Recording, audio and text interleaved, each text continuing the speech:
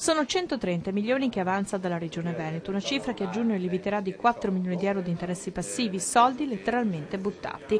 Forma Veneto, l'ente per la formazione professionale del Veneto, alza la voce e chiede al parlamentino di Palazzo Ferrofini di onorare gli impegni. È a rischio la preparazione di 20.000 giovani tra i 14 e i 17 anni, quella fetta di ragazzi che sceglie l'ingegno delle mani piuttosto che lo studio tradizionale.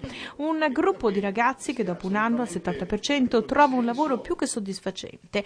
Per realizzare i corsi di formazione è un'ottusità imperdonabile, ma qualcosa si muove. Abbiamo chiesto che venga data attuazione anche per la formazione professionale alla direttiva comunitaria recepita dal nostro Paese, che prevede che i fornitori di servizio degli enti pubblici vengano saldati entro 30 giorni.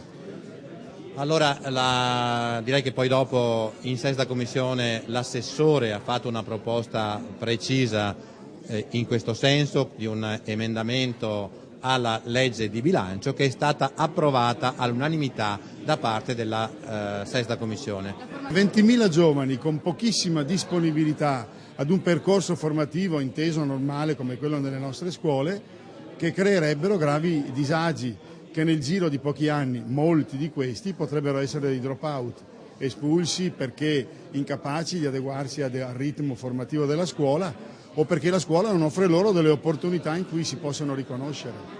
Corsi di formazione che sfornano talenti che poi trovano un'occupazione di successo. Ci sono allievi che sono diventati esperti di telemetria che lavorano per scuderie di Formula 1. Imprenditori soddisfatti del proprio lavoro e quindi destinati ad avere una vita appagante. Credo poi che se lo misuriamo anche come soddisfazione del lavoro che fanno, questa sia impagabile, perché la coerenza fra il percorso fatto e l'occupazione è altissima. Oltre il 70% trova occupazione, di questi oltre l'80% ha un'occupazione coerente.